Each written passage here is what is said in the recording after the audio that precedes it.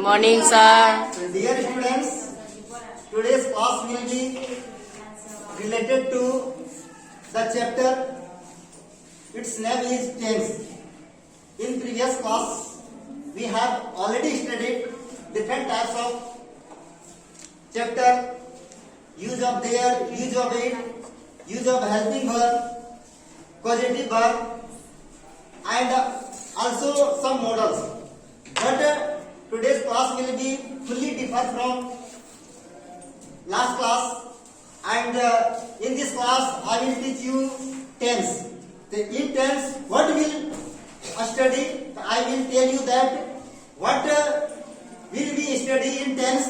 What is the importance of tense in English language and English spoken? In this class we will study about tense. तो आज की class में आज हम लोग टेंस के बारे में जानेंगे। इससे पहले भी हमने बहुत सारी चीजों को पढ़ा, लेकिन वह मुख्य क्रिया पर आधारित नहीं था। और यह टेंस जो है, इससे पहले भी हमने टाइम, दो चीज आता है, टाइम और टेंस। तो इस टाइम से रिलेटेड जो भी बात पढ़ा था पहले भी पढ़ लिए थे। जैसे समय 6 बजा है या 6:30 बजा, 7 बजा, वह भी टाइम को दिखा रहा है। प्रेजेंट टाइम को, पास्ट टाइम को, फ्यूचर टाइम को। अब इसमें जो हम लोग पढ़ेंगे कि समय के दरमियान होने वाले काम, क्रिया के होना, यानी क्रिया का होना या काम का होना। काम का मतलब एक्शन, कोई भी एक्शन या काम का होना या काम का किया जाना। किसके दरमियान? समय के दरमियान। कोई भी काम करते हैं समय के दरमियान उस काम को करना उपयुक्त माना जाता है। तो टेंस में हम लोग यह जानेंगे कि कोई भी क्रिया का समय के साथ क्या संबंध होता है। इसमें मुख्य क्रिया पर आधारित वाक्य को हम लोग पढ़ेंगे। या मुख्य क्रिया जैसे पढ़ना, हंसना, रोना, जाना, चलना, उठना, बैठना, दौड़ना, ये सब क्रिया किसी सब्जेक्ट के द्वारा होता है, किया जाता है। और किसके दरमियान? समय के दरमियान। उसी पर आधारित हम लोग वाक्य को टेंस में जानेंगे, पढ़ेंगे और समझेंगे। तो सबसे पहले हम लोग जानेंगे कि टेंस क्या है। टेंस को पढ़ने से पहले ये क्लास जो है आपका सप्ताह भर चलेगा और वॉल्यूम बाय वॉल्यूम रहेगा, इसलिए कोई भी वॉल्यूम को आपको छोड़ना नहीं है। एक वॉल्यूम आपका छूट जाएगा तो आपको फिर दिक्कत हो सकती है। टेंस आपके इंग्लिश लैंग्वेज का 50% आपका सेंटेंस इसी से रिलेटेड होता है। एक बार आप टेंस पर अगर कब्जा बना लीजिएगा, 100% ग्रिप बना लीजिएगा, पकड़ बनाइएगा, तो समझिए कि आपका लैंग्वेज का 50% जो है आपने गेन कर लिया। एक बार चुप गए टेंस पढ़ने में तो आप 1000 बार पढ़ लीजिए, लेकिन सही ढंग से नहीं पढ़ पाइएगा तो फिर आपका लैंग्वेज प्रॉब्लम बना ही रहेगा। आपको ट्रांसलेशन प्रॉब्लम क्रिएट होगा। आप ट्रांसलेशन बनाने के दरमियान जो है आपको बहुत सारे प्रॉब्लम का फेस करना पड़ेगा। इसलिए टेंस का चैप्टर जब तक चलेगा आप लोग कंसंट्रेट होकर के इसको सुनिए, इस पर ग्रिप बनाने का प्रयास कीजिए और अपने लैंग्वेज को इजी कीजिए।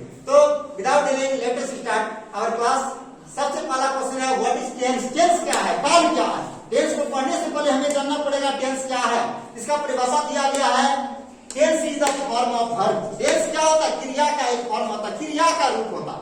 आप ये भी पढ़िएगा क्रिया का बहुत सारे रूप, V1, V2, V3, V4, V5, ये क्रिया का रूप होता है। और यही क्रिया का रूप जो है सब्जेक्ट के अनुसार और टेंस के अनुसार वह चेंज होते रहेगा।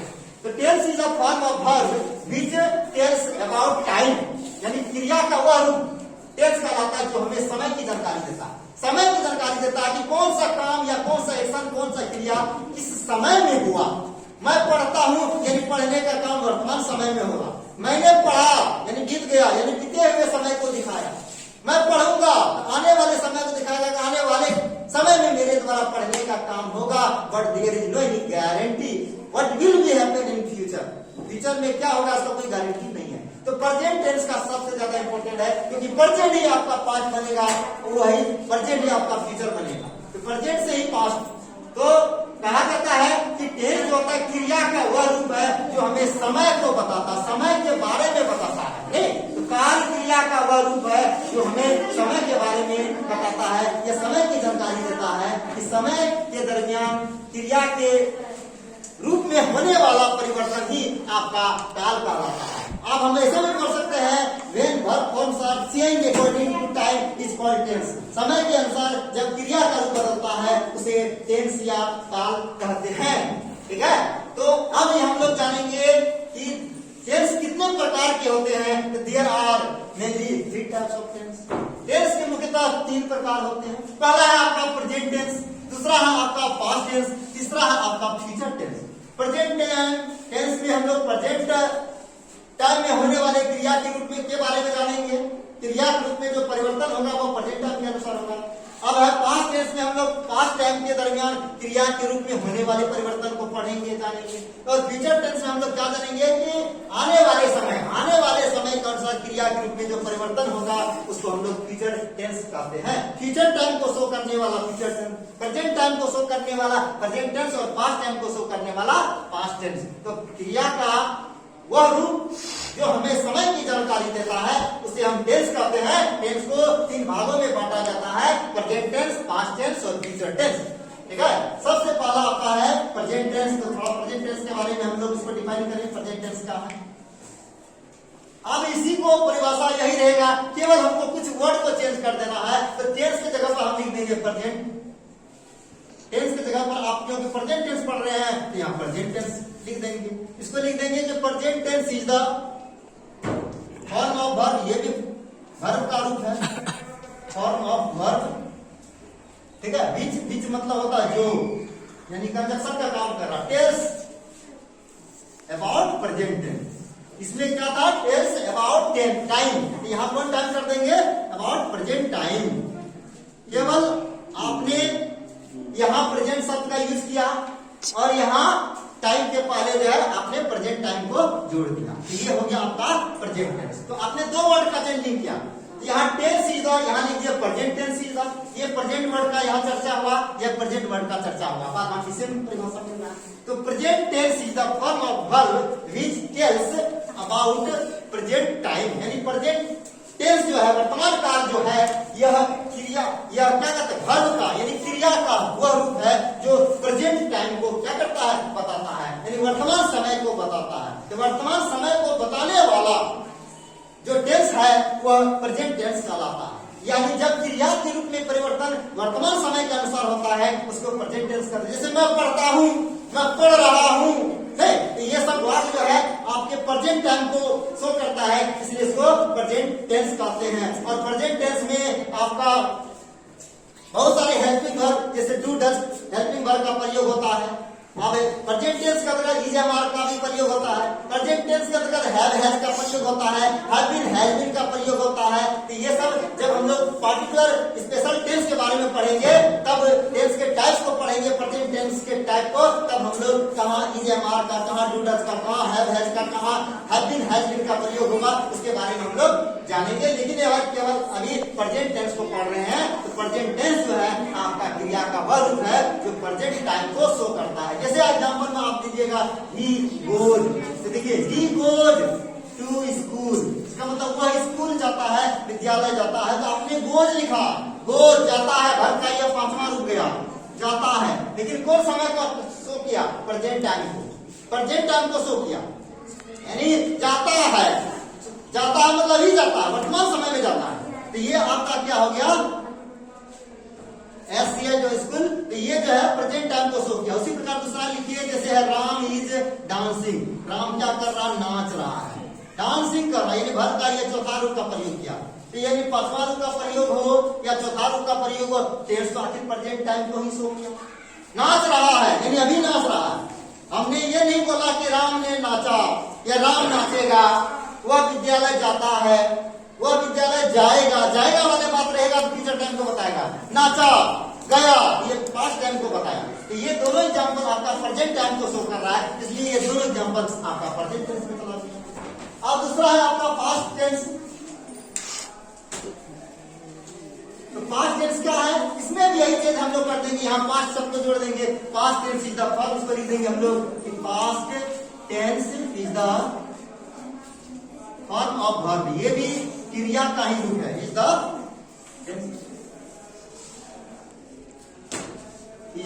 फॉर्म ऑफ वर्ब विच जो क्या करता है, tells which tells past time, यहां क्या जोड़ देंगे हम लोग, पास्ट टाइम। तो past tense is the form of verb which tells past time, या अबाउट यहां जोड़िएगा, टेल्स अबाउट कर दीजिए, अबाउट पास्ट टाइम, जो कि पास्ट टाइम को क्या करता है, बताता है। तो past tense is a form of verb, तो पास्ट टेंस यानी भूतकाल क्रिया का वह फॉर्म है, वह रूप है जो कि पास्ट समय के बारे में, पास्ट मतलब हो गया अतीत बीता हुआ, जो बीते हुए समय के बारे में हमें बताता है, या बीते हुए समय के दरमियान क्रिया के रूप में होने वाले परिवर्तन को ही पास्ट टेंस कहते हैं। या इसको आप ऐसे ही बोल सकते हैं, when verbs are changed according to their past time is called past tense। जब क्रिया के रूप में परिवर्तन बीते हुए समय के अनुसार होता है उसको past tense कहते हैं। जब क्रिया के रूप में परिवर्तन प्रेजेंट टाइम के अनुसार होता है उसको प्रेजेंट टेंस कहते हैं। तो पास्ट मतलब हो गया भूतकाल, जो बीत गया, जो काम हुआ, काम हो गया। जिसे लिखते हैं आप he went to school, he went to school यानी वर्ब का दूसरा रूप का प्रयोग किया be to, he went to school, वह विद्यालय गया। इसमें था आपका ही गोज टू स्कूल, वह विद्यालय जाता है, जाता मतलब जाने का काम अभी वर्तमान समय में होता है। इसके बाद ही वेंट टू स्कूल, वह विद्यालय गया, बीत गया, जाने का काम हो गया, कंप्लीट हो गया, चला गया। तो चला गया मतलब वह काम हो गया, जाने का काम हो गया, ये पास्ट टेंस चला गया। इसके बाद सी sang ये सॉन्ग, उसने गाना गाई, सी sang ये सॉन्ग, क्या गाई तो गाना, सी sang ये सॉन्ग, ये sang जो है आपका भी2 है, वर्ब का दूसरा रूप है। ये भी वह उसने गाना गाई यानी गाना गा ली, गाने का काम हो गया, जाने का काम हो गया यानी बीत गया। यह बीते हुए समय को दिखाइए। अगर आप कंटिन्यूअस टेंस में लेकर के चलते हैं आप ऐसे लिख सकते हैं कि ही वाज डांसिंग, वह क्या कर रहा था, डांसिंग कर रहा, he was dancing on the stage, वह स्टेज पर, स्टेज मतलब मंच पर क्या कर रहा था, डांस कर रहा था। अभी नहीं कर रहा है, कर रहा था, पहले कर रहा था। मैंने देखा कि वह स्टेज पर डांस कर रहा था, यानी डांस करने का काम उस समय चल रहा था, वर्तमान में नहीं बल्कि बीते हुए समय में। ये तीनों एग्जाम्पल जो है आपका पास्ट टाइम को शो कर रहा है, इसलिए ये तीनों पास्ट टेंस में चला गया। तो पास्ट टेंस, ये तीनों एग्जाम्पल आपका पास्ट टेंस में गया, जबकि ये सब जो प्रेजेंट टाइम को शो कर रहा है इसलिए प्रेजेंट टेंस, ये पास्ट टाइम को शो कर रहा है तो पास्ट टेंस। इसके बाद जो है फिर फ्यूचर टेंस के बारे में हम लोग लिखेंगे इधर, ठीक है बनी। अब जो है तीसरा है आपका फ्यूचर टेंस। फ्यूचर वैसे फ्यूचर में होता भविष्य, बहुत आदमी बोलता होगा हाँ आपका फ्यूचर खराब है, मेरा फ्यूचर ठीक नहीं है, आने वाले समय में। तो आप कैसे जानते हैं कि आपका फ्यूचर ठीक नहीं है? तो वर्तमान समय को देख करके, हमने वर्तमान का सही प्रयोग नहीं किया तो इससे अनुमान होता है कि आपका भविष्य खराब होगा। तो वर्तमान से ही आपका भविष्य का मार्गदर्शन होगा। वर्तमान आप सही कीजिएगा, सही मार्ग पर चलिएगा तो आपको सबको विश्वास हो जाएगा कि वर्तमान अगर ठीक ठाक चल रहा है तो भविष्य किसका बढ़िया चलेगा। वर्तमान समय का आप सही प्रयोग नहीं कर रहे हैं तो आपका कहाँ से भविष्य बनेगा? पढ़िएगा वर्तमान में तब ना भविष्य में आप IAS IPS या और कोई अच्छा नौकरी में जाइएगा। तो वर्तमान ही आपका सही नहीं चल रहा तो लोग फ्यूचर के बारे में अनुमान लगा लेते हैं इसका फ्यूचर ठीक नहीं नहीं। तो वर्तमान से ही आपका फ्यूचर का मार्गदर्शन होगा। अब वही जब फ्यूचर में आप पहुंच जाइएगा तो वह आपका अतीत बन जाएगा कि हाँ उन्होंने ऐसा किया, ये बन गया नहीं। तो फ्यूचर टेंस क्या होता है कि future tense is the form of verb, ये भी क्रिया का ही रूप है। ये हमें फ्यूचर टाइम को बताता है यानी आने वाले समय के बारे में बताता है। Future tense is the form of verb which tells about future time. इसको कह सकते हैं भविष्य काल। फ्यूचर टेंस के हिंदी बोलते हैं भविष्य काल। तो भविष्य काल क्या है? तो भविष्य काल क्रिया का वह रूप है, ये भी क्रिया का ही रूप है, क्रिया का वह रूप फॉर्म है जो आने वाले समय के बारे में जानकारी देता है। आने वाले समय, आने वाले फ्यूचर टाइम मतलब क्या गया? आने वाले समय, भविष्य में जो समय आएगा उस समय के बारे में क्रिया के रूप में क्या परिवर्तन होगा, क्या एक्शन होगा, क्या काम होगा, उसी काम को बताएगा। आने वाले समय के बारे में बताता है। आने वाले समय के बारे में बताता था। हम लोग ऐसे आने वाले समय के अनुसार जो क्रिया के रूप में परिवर्तन होगा, क्रिया का रूप मतलब क्रिया का रूप बदलना, क्रिया का क्या रूप बदलेगा? ही V1 V2 V3 V4 V5 यानी क्रिया का रूप। किसी सब्जेक्ट के साथ कुछ होगा, किसी सब्जेक्ट के साथ कुछ होगा, कुछ टेंस में आपका वर्ब का ये रूप, किसी में ये रूप का प्रयोग है। यही है क्रिया के रूप में बदलना। पहला रूप, दूसरा रूप और तीसरा रूप, चौथा रूप, पांचवा रूप नहीं। तो ये जो है आपका V2 जो है एक फिक्स है जो कि पास्ट टेंस में आपका यूज होता है। ये V1 का प्रयोग आपका प्रेजेंट में भी होगा, पास्ट में भी होगा, फ्यूचर में भी होगा। V3 का प्रयोग तीनों में होगा, V4 का भी प्रयोग तीनों में होगा, V5 का प्रयोग आपका जब प्रेजेंट टेंस में होगा, जब फ्यूचर में नहीं होगा, पास्ट में तो होगा नहीं। तो यानी कुछ टेंस है, कुछ वर्ब फॉर्म ऐसा है कि फिक्स टेंस के साथ ही पार्टिकुलर टेंस के साथ ही यूज होगा। जैसे V2 ये आपका पास्ट टेंस में ही यूज होगा। ये V1 जो है, ये जो V4 और V3 ये तीनों पार्टिसिपल में यूज होगा। ये V3 है आपका प्रेजेंट परफेक्ट में, पास्ट परफेक्ट में, फिर फ्यूचर परफेक्ट में, तीनों परफेक्ट में जाएगा। V4 जो है आपका तीनों कंटिन्यूअस में जाएगा, प्रेजेंट कंटिन्यूअस में भी जाएगा, पास्ट कंटिन्यूअस में भी जाएगा है, और फ्यूचर कंटिन्यूअस में भी जाएगा। जैसे कंटिन्यूअस में क्या, जैसे मैं जा रहा हूँ, आई एम गोइंग। गोइंग क्या हो गया, तो चालू हो गया। मैं जा रहा था, आई वाज गोइंग। मैं जाता रहूंगा, आई शैल बी गोइंग। यानी तीनों टेंस का यूज हुआ। मैं खा चुका था, आई हैड ईटेन। मैं खा चुका हूँ, आई हैव ईटेन। मैं खा चुकूंगा, आई शैल हैव ईटेन। यानी V3 का प्रयोग तीनों टेंस में चला गया। V2 का जैसे वो घर गया, ही वेंट टू हाउस। मैंने अंग्रेजी पढ़ा, आई रेड इंग्लिश। उसने पत्र लिखा, he wrote a letter. V2 का यूज हो रहा। अब फिर इसका नेगेटिव और इंटरगेटिव सेंटेंस जाएगा तो V2 खत्म हो जाएगा, V1 का प्रयोग है। जब हेल्पिंग वर्ब लगेगा, चाहे प्रेजेंट टेंस में टू डज हो या पास्ट टेंस में आपका डिड हो, तो वहां वर्ब का पहला ही लगेगा। यानी कुछ ऐसा वर्ब फॉर्म है जो कि पार्टिकुलर टेंस में ही यूज होता है, कुछ ऐसा है जो कि कई टेंस में इसका प्रयोग होता है। जैसे V1, तो V1 का प्रयोग प्रेजेंट में भी हुआ, पास्ट में भी हुआ और फ्यूचर में हुआ। लेकिन इसका कुछ कंडीशंस है। ये जो V3 और V4 ये तीनों, ये प्रेजेंट, ये परफेक्ट के लिए, ये कंटिन्यूअस के लिए, ये परफेक्ट, ये जो है ना आपका V2, तो ये V3 हो गया आपका परफेक्ट के लिए, चाहे प्रेजेंट परफेक्ट हो या पास्ट परफेक्ट हो या फ्यूचर परफेक्ट हो। अब V4 होगा आपका कंटिन्यूअस के लिए, या प्रेजेंट कंटिन्यूअस हो या पास्ट कंटिन्यूअस हो या आपका फ्यूचर कंटिन्यूअस हो। तीनों कंटिन्यूअस में V4 होता है।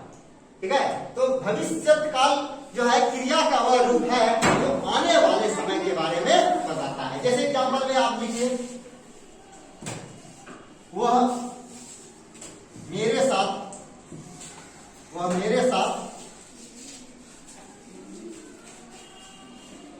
पढ़ेगा।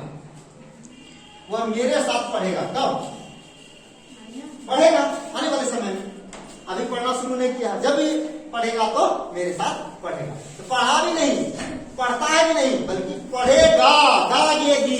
इसी से आपको पकड़ना है फ्यूचर में, गाएगी, पढ़ेगा, पढ़ रहा होगा, पढ़ता रहेगा। नहीं तो अंतिम में तो रहता रहे या रहा रहे, लेकिन चुका रहे, लेकिन लास्ट में तो गाएगी लगाना ही है। पढ़ता हूँ, पढ़ रहा हूँ, पढ़ चुका हूँ, पढ़ते आ रहा हूँ। लेकिन अंतिम में तो हूँ आया ना, चाहे रहा रहे कि चुका रहे कि ताल रहे कि ती रहे, तो है हूँ हो तो आएगा। तो मेरे लिए जो है आपको है हूँ हो से प्रेजेंट का पहचान करना है। तो है हूँ हो आपका प्रेजेंट का सूचक है। था, थी, थे, आ, ई, ए ये आपका पास्ट का सूचक है। अब है गाएगी आपका फ्यूचर का सूचक है। तो इज एम आर आपका प्रेजेंट टेंस, वन वर नहीं, ये सब आपका जो पास्ट का। गाएगी जो है आपका फ्यूचर का वर्ब है, वर्ब मतलब हेल्पिंग वर्ब वगैरह है। तो वो मेरे साथ पढ़ेगा, इसको लिखेंगे ही विल पढ़ेगा, रीड मेरे साथ विथ मी। इसमें जो है आप ये चीज को देखिए, इसमें क्रिया क्या है, तो पढ़ना, पढ़ना के साथ क्या लगा, गा, पढ़ेगा। ये आपका वर्ब हो गया, ये आपका मुख्य क्रिया हो गया। कौन पढ़ेगा, तो वह क्या हुआ आपका सब्जेक्ट। क्या पढ़ेगा तो पता नहीं, क्या पढ़ेगा तो पढ़ने वाला चीज का नाम तो यहाँ नहीं दिया हुआ है, कोई सब्जेक्ट का नाम भी नहीं दिया हुआ है, तो इसमें ऑब्जेक्ट नहीं है। तो सब्जेक्ट है आपका वह, वर्ब हो गया आपका पढ़ेगा, ऑब्जेक्ट इसमें कुछ नहीं, there is no object in this sentence, तो ऑब्जेक्ट नहीं है। तो मेरे साथ ये सात शब्द क्या होता है, प्रीपोजिशन, ये आपका रेस्ट हो गया। इसमें तीन चीज है, सब्जेक्ट, वर्ब और रेस्ट, ऑब्जेक्ट नहीं है। तो ही भी आपका हो गया सब्जेक्ट, विल आपका फ्यूचर का हेल्पिंग वर्ब है, ये आपका मेन वर्ब है, विथ मी आपका रेस्ट है, ये हो गया आपका सब्जेक्ट, विल रीड हो गया आपका क्या वर्ब हो गया। तो विल हेल्पिंग वर्ब को इसमें इंक्लूड कर लिए, इसमें सब्जेक्ट वर्ब ऑब्जेक्ट नहीं है, रेस्ट है। दूसरा एग्जांपल देखिए, वह खाता रहेगा। देखिए खाता रहेगा, ये कंटिन्यूटी को शो कर रहा है, खाता रहेगा। खाता रहेगा मतलब खाने का काम उसके द्वारा होते रहेगा, कंटिन्यू चलते रहेगा। नहीं तो मेरे साथ पढ़ता रहेगा, ये जब जब हम पढ़ेंगे तब तब वो मेरे साथ रहेगा, यानी उसके द्वारा पढ़ने का काम दम करेगा, कंटिन्यू रूप से चलते रहेगा।